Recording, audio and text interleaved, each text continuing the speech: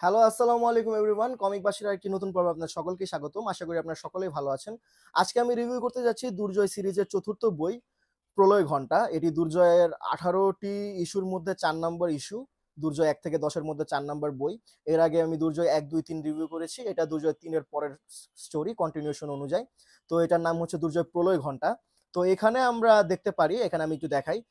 ২০০২ এর যে kickboxing championship হয় যেটা দুর্জয় ৩ এ দেখায়, এই যে দুর্জয় ৩ অবাধ্যতে যেটা দেখায় যে ওয়ার্ল্ড চ্যাম্পিয়নশিপ জিতে কিকবক্সিং এ, সেটার পরের ইনসিডেন্ট গুলো এখানে দেখায় যে এখানে কবির মনসুর এর পরে যখন কলেজে ফেরত আসে সে মানে খুবই জনপ্রিয় হয়ে যায়, সেলিব্রিটি হয়ে যায় এবং তার মা তাকে তার গবেষণাগারে ডাকে, মানে তার অফিসে ডাকে এবং কবির সেখানে যায়। যদিও সে তার মায়ের সাথে তার সম্পর্ক তেমন একটা ভালো না, তাও সে যায়।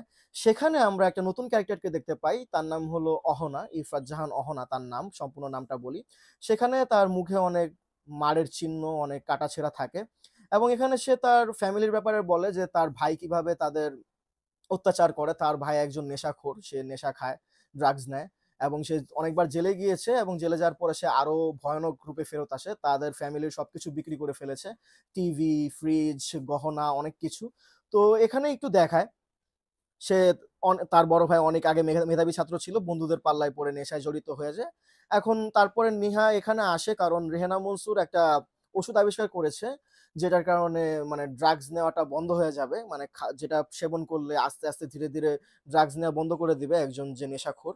তো অহনা তার কাছেই আসে। তখনও সেই সেই ওষুধটা আর্লি স্টেজে ছিল, ডেভেলপমেন্ট স্টেজে ছিল, পুরোপুরি ডেভেলপড হয়নি। এখানে এখানে রেহেনা মনসুর আপনার ড্রাগস এর ব্যাপারে খুব ভালো একটা দেয় যে ড্রাগস কিভাবে আমাদের শরীরে কাজ করে, কিভাবে নেশাখোররা নেশার জন্য মানে মানে আসক্ত হয়ে পড়ে। এখানে অনেক মানে রিসার্চ করে দেওয়া হয়েছে, যে রাইটার আছেন এবং আর্টিস্ট আছেন তৌহিদুল হক সম্পদ ভাই। আমি দুর্জয় সিরিজ পড়ার পর একটা জিনিস বলতে পারবো, তিনি অনেক রিসার্চ করে এই কমিকটা লিখেছেন। ঠিক আছে? প্রত্যেকটা জিনিস লেজিট লিখেছেন তিনি, ড্রাগস রিলেটেড এবং মানে মানে রিসার্চ রিলেটেড সবকিছু লিজিট লিখেছেন। একদম সবকিছু একদম বাস্তবের সাথে সমান রেখে লিখেছেন। তো এখানে আমরা অহনার স্টোরি দেখতে পাই। এরপরে এখানে আমরা একটা মিটিং দেখতে পাই, গোপন মিটিং। এখানে আমি যদি একটু গ্লিম্পস দেখাই, এখানে গোপন মিটিং এ আমরা জয়নাল সাহেবকে দেখতে পাই। এই জয়নাল সাহেব হলো দুর্জয় ১ এ আমরা দেখেছি, ডন জয়নাল। এরপরে আমরা বিপ্লবকে দেখতে পাই ১ম বার, যার ২ টা চোখই আছে। মানে এটা তো পাস্টের স্টোরি। বর্তমানে তো দুর্জয়কে কানা বিপ্লব হিসেবে দেখায়।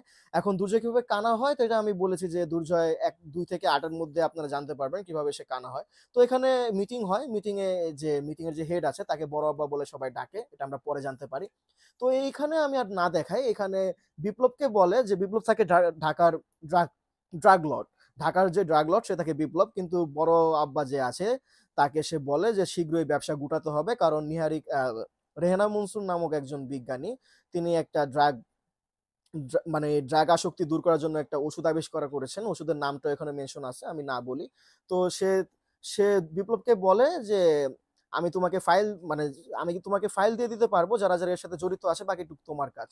তো এখানে বিপ্লব করে কি, তার গ্যাং যে আছে, তার গ্যাংয়ে ৩ জন আছে, নাহিন আর লস্কর। এ হলো লস্কর, এ হলো বিপ্লব।